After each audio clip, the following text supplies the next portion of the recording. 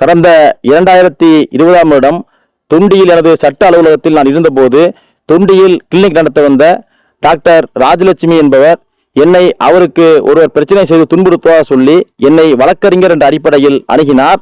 அதன் அடிப்படையில் அவருக்கு ஆதரவாக வழக்கறிஞர் அடிப்படையில் புகார் மனு எழுதி கொடுத்து காவல் நிலையம் சென்று புகார் மனு கொடுத்தோம். பின்பு அந்த ராஜலட்சுமி என்பவர் காவல்துறையால் போலி மருத்துவர் என்று கைது செய்யப்பட்டார். அந்த வழக்கிலே வேண்டுமென்றே திருவாடானையில் டிஎஸ்பியாக இருந்த புகழேந்தி கணேஷ் உள்ளிட்ட காவல் அதிகாரிகள் என்னை 5வது எதிரியாக அந்த வழக்கிலே சேர்த்தார்கள். என்னை பின்பு கைது செய்த அந்த காவல்துறையினர் என்னை சட்டத்திற்கு புறம்பாக அடைத்து வைத்து சித்திரவதை செய்து மனித உரிமை மீறலில் ஈடுபட்டு தாக்கி மிரட்டி என்னை காவலில் அடைப்பதற்காக திருவாரணை நீதியரசர் முன்பு ஆஜர் செய்த போது நான் நடந்த சம்பவங்களை எல்லாம் அவரிடத்தை தெரிவித்தேன். அவரும் அதை பதிவு செய்து கொண்டார்கள். பின்பு வழக்கில் இருந்து வெளியில் வந்த நான் என் மீது பதிவு செய்யப்பட்ட வழக்கை ரத்து செய்ய கோரி மாண்புமிகு சென்னை உயர்நீதிமன்றம் மதுரை கிளையில் வழக்கு தாக்கல் செய்தேன். அந்த வழக்கில் இடைக்கால தடை உத்தரவு பிறப்பித்தார்கள்.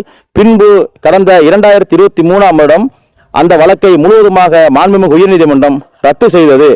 இது சம்பந்தமாக என் மீது வழக்கு பதிவு செய்த என்னை மனித உரிமையை ஈடுபட்ட என்னை திட்டி தாக்கி மிரட்டி சட்டத்துக்கு புறம்பாக காவல் நிலையத்தில் வைத்து துன்புறுத்திய சம்பந்தப்பட்ட அதிகாரிகளான டிஎஸ்பி புகழேந்தி கணேஷ் மற்றும் காவல் ஆய்வாளர்கள் கலாராணி, ராஜேஸ்வரி, ஜோதிமுருகன், காவல் சார்பு ஆய்வாளர் சரவணன், தலைமை காவலர் சுபாஷ் சந்திரபோஸ் மற்றும் கூட்டுச்சதியாக இவருடன் இணைந்து என் மீது பொய் புகார் கொடுத்த தொண்டியைச் சேர்ந்த புகார்தாரர், அதாவது இந்த போலி மருத்துவர் வைத்தியம் பார்க்கும்போது இறந்து போனதாக சொல்லக்கூடிய அழகம்மாள் என்பவருடைய மகனான புகார்தாரர் என் மீது பொய் புகார் கொடுத்து இதற்கெல்லாம் காரணமாக இருந்துள்ளார்.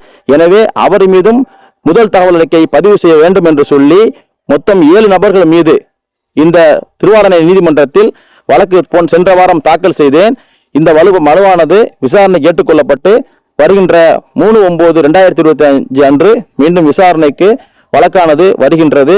எனவே என் மீது பொய் வழக்கு பதிவு செய்து மனித உரிமை மீது ஈடுபட்டு சட்டவிரோதமாக அடைத்து வைத்து தாக்கி திட்டி மிரட்டிய சம்பந்தப்பட்ட காவல்துறை டிஎஸ்பி புகழேந்தி கணேஷ் உள்ளிட்ட காவல்துறை அதிகாரிகள் மற்றும் என் மீது பொய் புகார் கொடுத்த புகார்தாரர் முருகேசன் உள்ளிட்ட அனைவர் மீதும் முதல் தகவல் அறிக்கை பதிவு செய்ய வேண்டும் என்று இதன் மூலமாக கேட்டுக்கொள்கின்றேன்.